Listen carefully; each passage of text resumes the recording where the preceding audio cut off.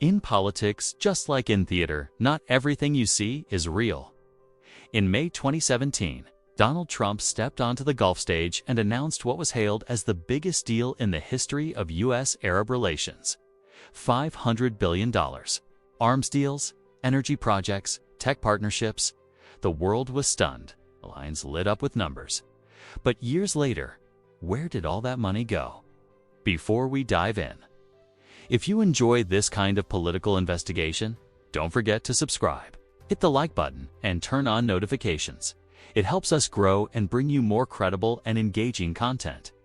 Now, let's begin. From the very first scene. In the spring of 2017, Trump didn't arrive in Riyadh as an ordinary U.S. president. He was received with royal fanfare, red carpet, sword dances, media coverage, official photos. History was being made. Then came the staggering announcement: $500 billion in deals, including $110 billion in arms purchases, around $400 billion in investments across energy, infrastructure, and technology. Trump declared, "We've achieved tremendous success. This is money and jobs coming back to America." But behind the lights and cameras, most of these promises were just memoranda of understanding, not binding contracts. Behind the curtain, what was actually delivered? As Trump's term ended and the dust settled, analysts started asking, what actually materialized from this historic deal?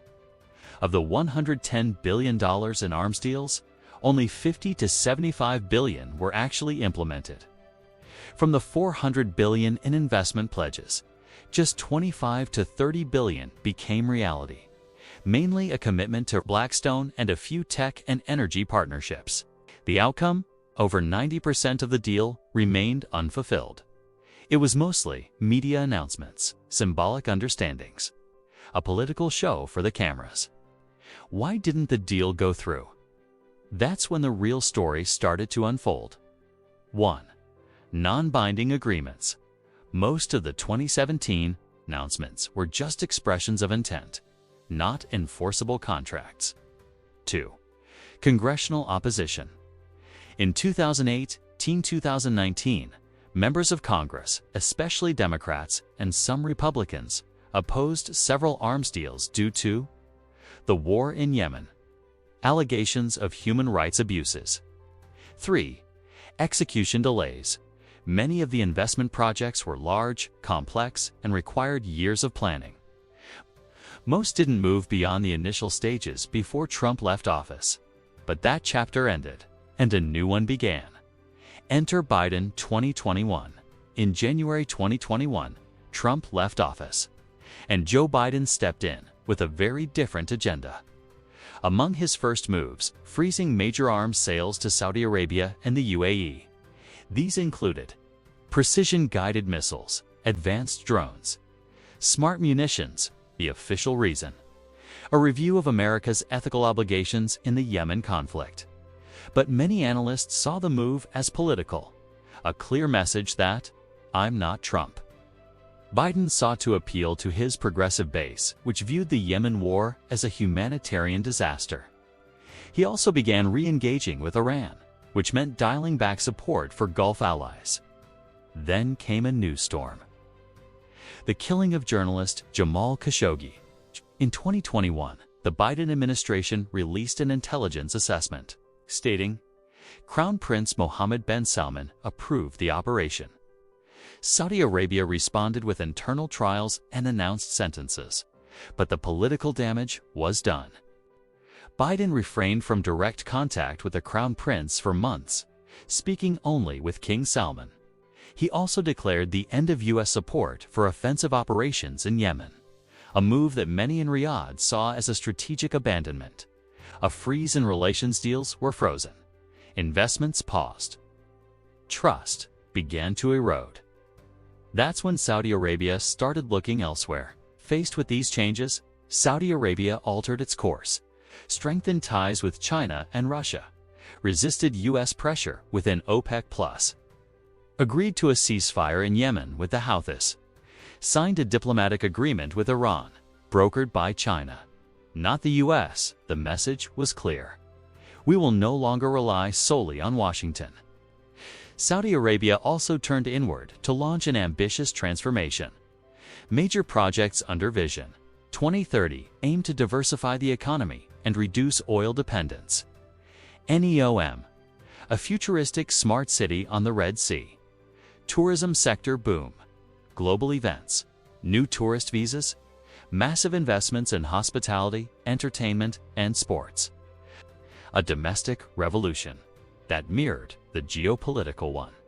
Meanwhile, when Biden visited Saudi Arabia in July 2022, the difference was stark.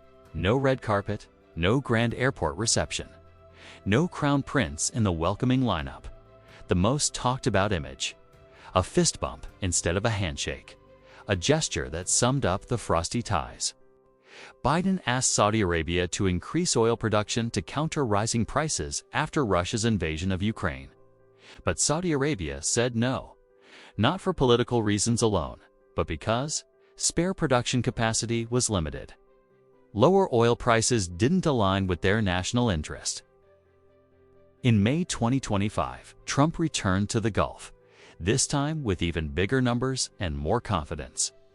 The new pledges: Saudi Arabia, $600 billion in proposed investments, energy and arms. Qatar, $1.2 trillion in defense and tech initiatives, aiming to upgrade its air and naval capabilities. UAE, $1.4 trillion in aviation, AI, and energy megaprojects. Some of it became real. Boeing deals were signed with Saudi and Qatari airlines. A few tech ventures began initial stages, but most of the numbers remain on paper. Are these just numbers for the headlines? Have Gulf countries learned to announce massive figures, knowing they may never materialize? The U.S. Congress still resists deals like the F-35. Human rights tensions haven't gone away. The 2026 midterms could flip the balance of power, and a new president in 2029 could cancel everything once again. The Gulf knows this all too well. The ending or the beginning of another act? The 2017 deal was a massive show, and 90% of it went unrealized. The 2025 deal looks even bigger, but it still hangs in uncertainty. In politics, what's written on paper means little without trust, stability, actual execution. What matters isn't the size of the deal, but who delivers it, why, and how. These questions remain open, and maybe we'll find answers at the end of this era. Now it's your turn. Do you think these deals will ever become reality? Or are they just PR numbers for the cameras? If you enjoyed the video, support us with a like, a subscription, and turn on notifications. Thanks for watching all the way to the end.